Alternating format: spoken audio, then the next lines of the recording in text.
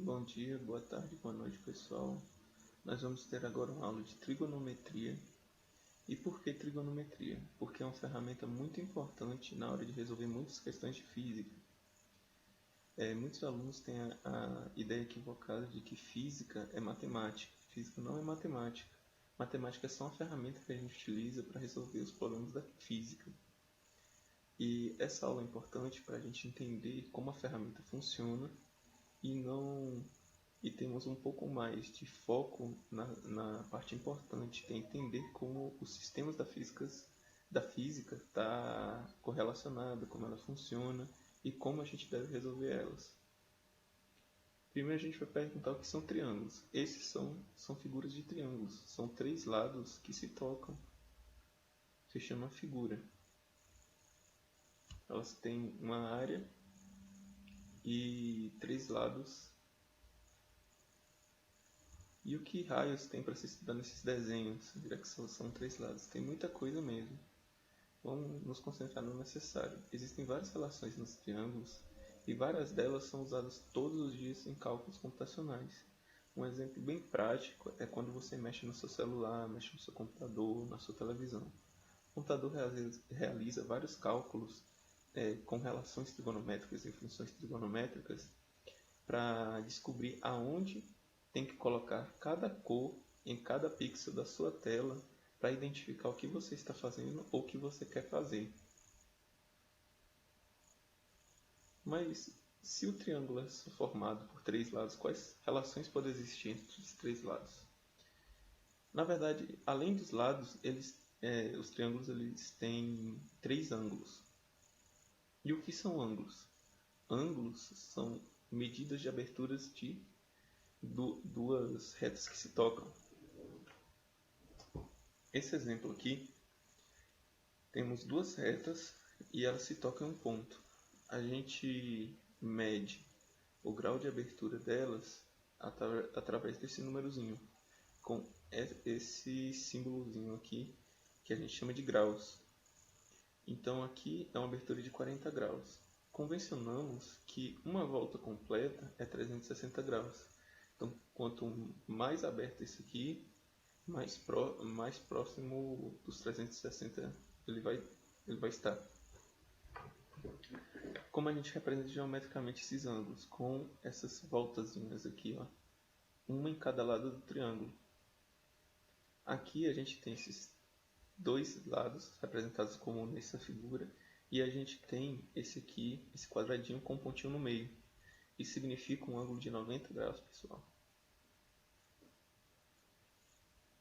O caso especial. Entre os triângulos existe um tipo especial que serve como base de estudo para todos os outros, os triângulos retângulos.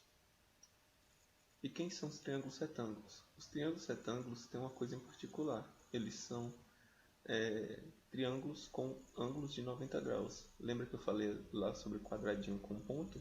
Ou um quadradinho pintado também pode ser representação dos 90 graus. Esses triângulos aqui são chamados de triângulos retângulos. E por que eles são importantes? Eles são importantes porque todos os outros triângulos podem ser decompostos em triângulos retângulos. Esse é um exemplo. Esse triângulo azul, ele não tinha ângulo de 90 graus, mas a gente pode cortar ele e transformar ele em dois triângulos retângulos. Esse triângulo retângulo e esse triângulo retângulo somados, colocados um do lado do outro, vai dar o triângulo maior azul. Isso quer dizer o quê? Que todos os triângulos podem ser decompostos em triângulos retângulos. E agora a gente vai ver aqui, mas por que estudar triângulos e não quadrados ou outras figuras geométricas? Tá vendo esse quadrado? A gente passa uma linha aqui e o que acontece com ela? Ela se divide em dois triângulos retângulos. Porque os quadrados ele tem 90 graus em todos os seus lados. Então aqui é um triângulo retângulo e aqui é um triângulo retângulo. Essa outra figura aqui, a gente consegue transformar ele em vários triângulos. Esses aqui não são triângulos retângulos, mas lembra do exemplo passado? A gente pode pegar uma linha aqui da ponta até o meio dessa distância desse ponto para esse ponto e a gente transforma esse triângulo em dois triângulos retângulos. Então, todas as figuras geométricas que são formadas por lados retos podem ser decompostas em triângulos. E os triângulos, por sua vez, podem ser decompostos em triângulos retângulos. Então, estudar os triângulos retângulos é estudar a base da geometria. Finalmente, o que importa, os maravilhosos cálculos. Sei que vocês se confundem um pouco na hora de calcular, mas a gente está aqui para explicar. Existem diversas relações trigonométricas, mas para resolver nossas questões de física básica, podemos resumir em 4. Seno. Todas as relações aqui são estudadas no triângulo retângulo, pessoal. Então, ela não tem uma representação em outros tipos de triângulo.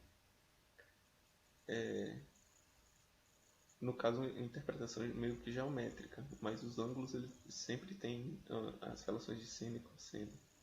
O seno é uma relação que é aplicada em um ângulo de triângulo retângulo. Aqui é a interpretação geométrica, a interpretação matemática da figura geométrica. Como assim?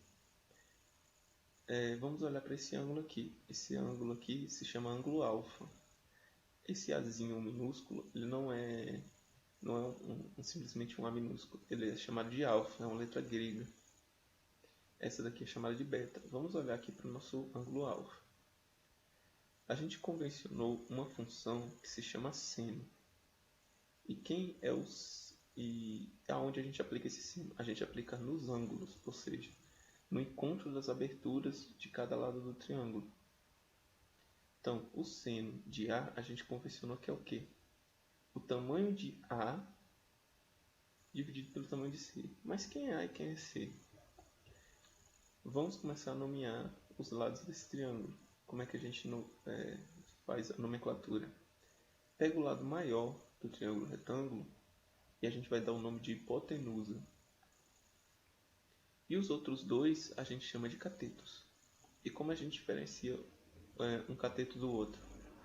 Nós diferenciamos um cateto do outro olhando para o ângulo. Esse ângulo alfa ele está tocando nesse lado azul. Então, esse lado B ele é o cateto adjacente. E esse aqui é o cateto oposto. Se eu olhar para esse ângulo B, esse lado verde seria o adjacente e esse aqui o oposto. Por quê? Os catetos eles têm nomes baseados em que ângulo a gente está olhando. Se a gente olha para esse de baixo, o que está tocando nele a gente vai chamar de adjacente e o que não está de oposto. Enquanto que se a gente olhar para esse aqui vai ser o adjacente e esse aqui o oposto. Agora a gente vai para cá, para a nossa definição do que é o seno. O seno de alfa é igual ao tamanho de A dividido pelo tamanho de C, ou seja, vai ser o tamanho do cateto oposto dividido pela hipotenusa. Então, cateto oposto dividido pela hipotenusa. E por que aqui está B, no seno de beta? Porque aqui, o cateto oposto de beta é esse lado azul, não é mais o lado A.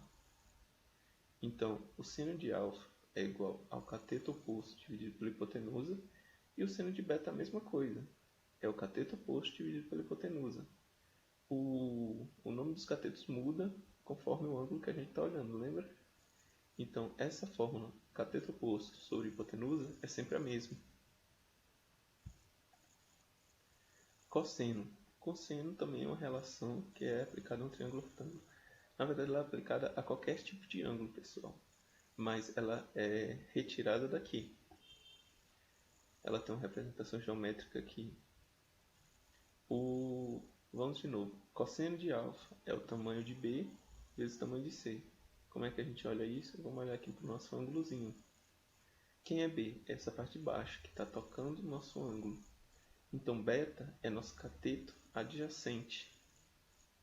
E C é o lado maior, é a nossa hipotenusa. Então, o cosseno é igual ao cateto adjacente dividido pela hipotenusa. E o cosseno de beta é a mesma coisa. É o cateto adjacente, o tamanho de A, dividido pela hipotenusa, que é o tamanho de C. E a nossa tangente? O que é a tangente? A tangente agora é uma divisão entre os catetos.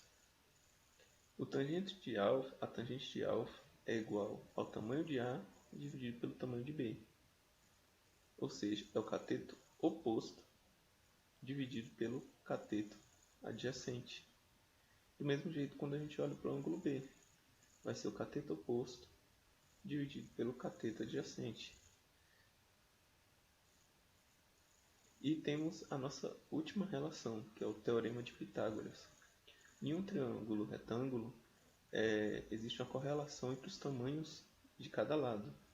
E essa correlação é representada por essa equação aqui, onde o tamanho de A vezes o tamanho de A mais o tamanho de B vezes o tamanho de B é igual ao tamanho de C vezes o tamanho de C. E por que a gente não coloca aqui A vezes A, B vezes B, C vezes C?